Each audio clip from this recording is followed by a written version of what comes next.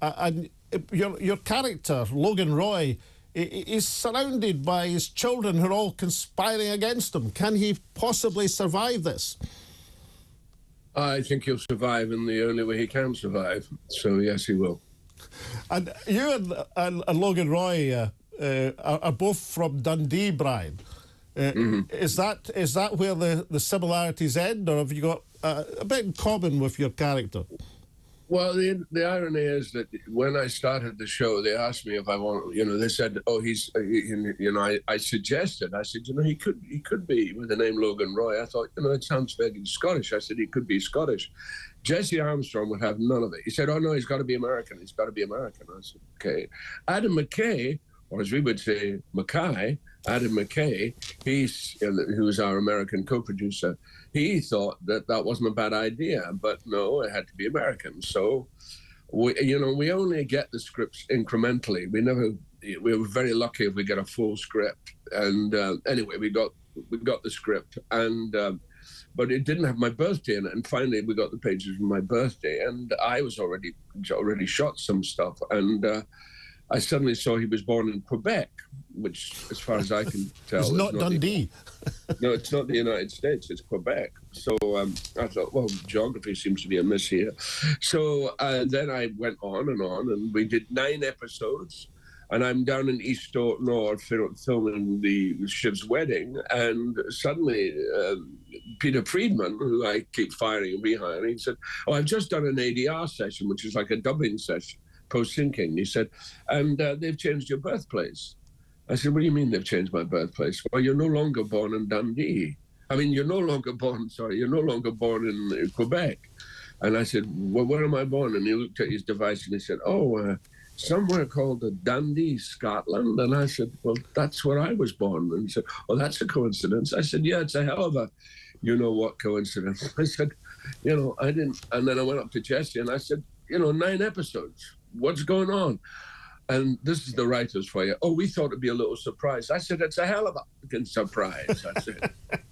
So you're going into character there, Brian. Let's watch a clip of Brian in action as Logan Roy. I'm going to build something bigger, faster, wilder. I want to kill the opposition, cut their throats. We are pirates!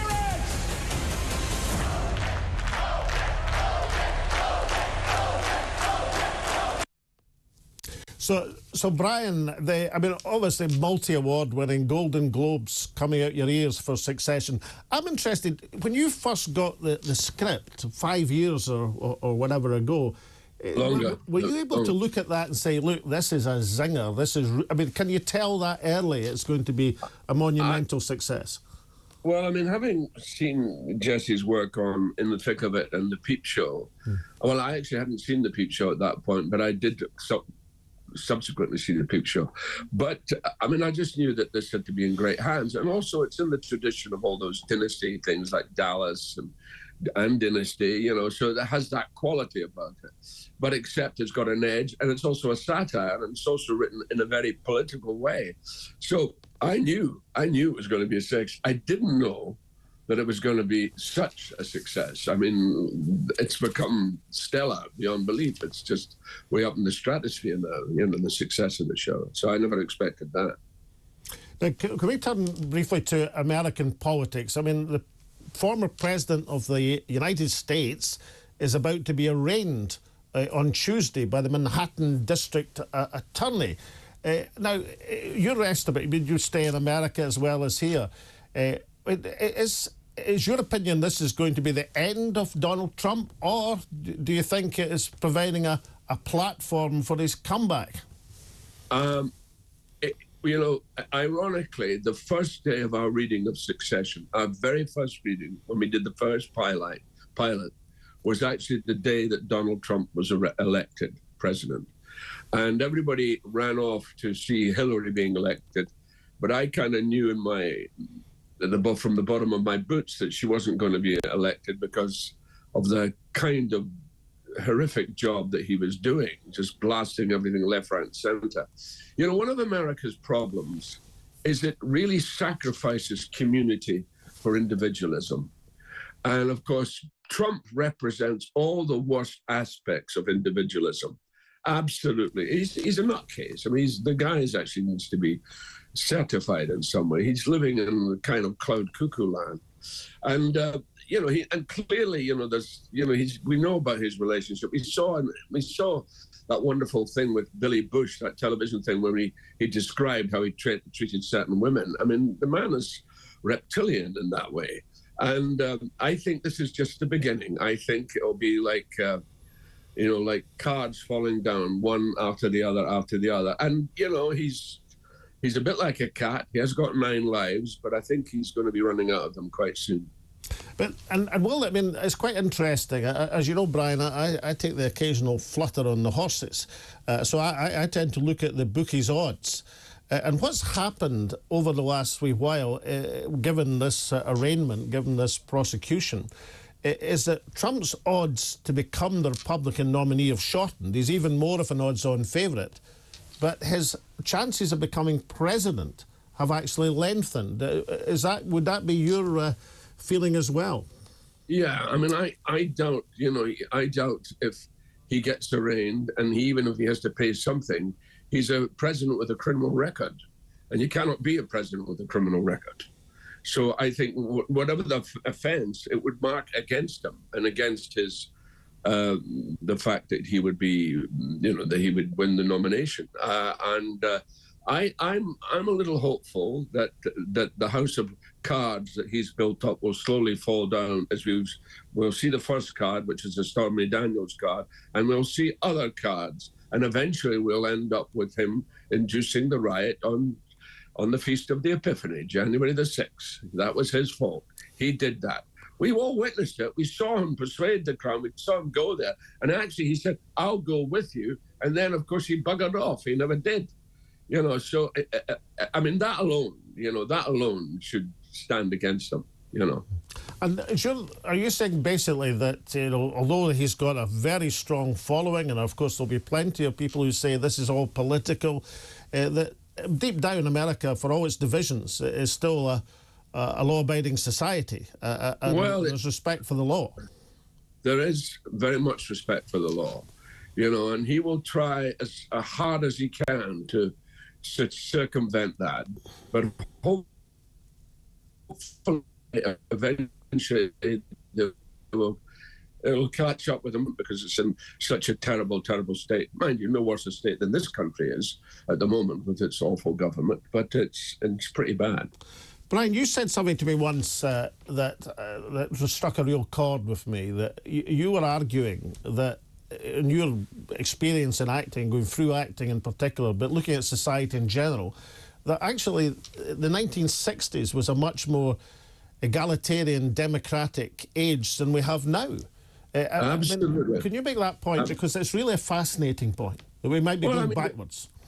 No, I mean, the thing is, we haven't moved forward from the 1960s. I mean, I had Christopher Eccleston the other day on the radio, and him and Maxine Pike have been conducting this campaign in the Northwest about the Oldham Coliseum, which is closed, and there will be a theatre following. But the point is that the erosion of the arts in this country has been appalling.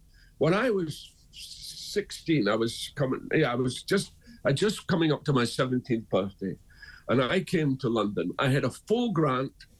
I was given, my mother was a widow. I was given a full grant, so that means my expenses was paid, my education was paid, and I had the best time and the most productive time of my life as a student. And it was a brilliant period, because the 60s was the period of social mobility, where people came and moved, and anything was possible.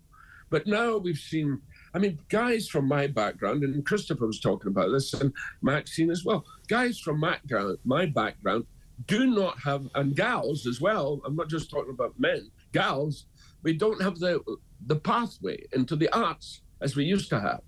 I was encouraged, I was welcome. Nowadays, it's down to the public schools.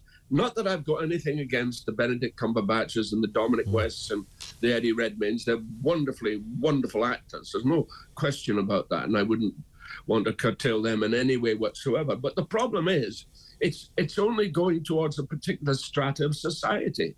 the rest of the, I mean, I've just done this program on how the other half lives. And I went back up to Dundee, my hometown. And quite frankly, it was really depressing to see how retrograde everything had come. You know, when I was a kid, in my backyard, everything was there. The greenie poles were there where they hung the washing out. The washing was there. Everybody, there was a sense of community, particularly post-war, you know, and I was a child post-war. So you had a sense of something. And there was a sense of, and everybody had their name on the door. Nowadays, you go back there and it's derelict beyond belief. No one's taking care of the backyard. And it was pristine in my day, and I couldn't believe it. I was shocked. And then, not only that, nobody has their name on the door. It's flat 1, flat 2, and it's this process of depersonalization which is going on and on and on, and it's got to stop. And you know, it's up to whatever government gets in to change that, because this government certainly isn't, and certainly won't. It's not in their interest to do so. Brian, your alter ego, Logan Roy, Dundee born, obviously had a different life from your socialism is ingrained in your upbringing. But Logan Roy came to obviously a fictional character, obviously, but came to a very different conclusion. Did that give you a challenge in trying to portray somebody with fairly diametrically opposed views? Yeah, I mean, it's a challenge in that you have to find out why this man comes to the decisions that he's come to. And the thing that I realized about Logan is he's a cynic. He's a great cynic. You know, he has no trust in anything, and only his own desire and his own business. That's all he trusts. But his cynicism comes from a kind of place of actually, you know, when you look at a cynic, they're always destroyed romantics. So my vision of Logan was he believed in something at one time in his life, and then he lost faith big time. And that loss of faith pushed him into the right-wing direction. And that's why he was plowing his particularly horrible furrow. Now, as a socialist, you won't be thinking too much of Rishi Sunak, but would you have any words of advice for the relatively new Prime Minister to change his ways? I don't think he can. I think you know, it's very interesting. I remember in the 1960s when the Wilson government first got in, people kept talking about 13 years of Tory misrule. Well, listen, these last 13 years have been far worse than those 13 years. And those 13 years were pretty bad. And we constantly do this with our succeeding governments. We shoot ourselves in the foot all the time. That's why that's also, Alex, why I'm for an independent Scotland. As am I. As am I. Now, listen, you spend a lot of your time in the States, obviously, for your pursuing the career. The Nashville school shooting, an illustration of this extraordinary scar which erupts in American society. Have you any thoughts on that? I think it's horrific. I really do. And I think it's, you know, those poor kids and that, you know, that terrible, poor lassie, you know, the girl who did the deed. I mean, you go, how did this lassie get to this state? How did that come to? And it's to do with the sense of breakdown in community. All that's encouraged is be who you are at the expense of your community. That's what it means. And that's where, and people become more and more marginalized, become more and more crazy, and then you get this horrific Nashville shooting. I mean, all the shootings have been horrific, and it'll go on, because they will not do anything about it. They will not stop it. They won't give up their, you know, I mean, you think about it, it's that section, whatever it is, that's based on the fact that it was muskets. You know, what you did is you had a musket, you held it up, you put powder in it, then you put a ball in it, then you stoked it with a pointer, and then you fired it once, and then you did the same again. You didn't kill 5 people within 20 seconds. Brian, well said and well spoken, and I can't resist this. I want you to get into character. What would Logan Roy say now to Donald J. Trump? Well, I don't think he would like Donald J. Trump at all. He would be someone who's the antithesis in many ways of Trump's kind of, you know, he would not like him. There would be no love between Donald Trump and Logan Roy, because Logan Roy would think Donald Trump was a complete frickin' idiot, honestly. And he would go, what a dumbass. What an idiot. Yeah. And yeah, Brian Cox, absolutely fantastic. Many thanks indeed for joining us.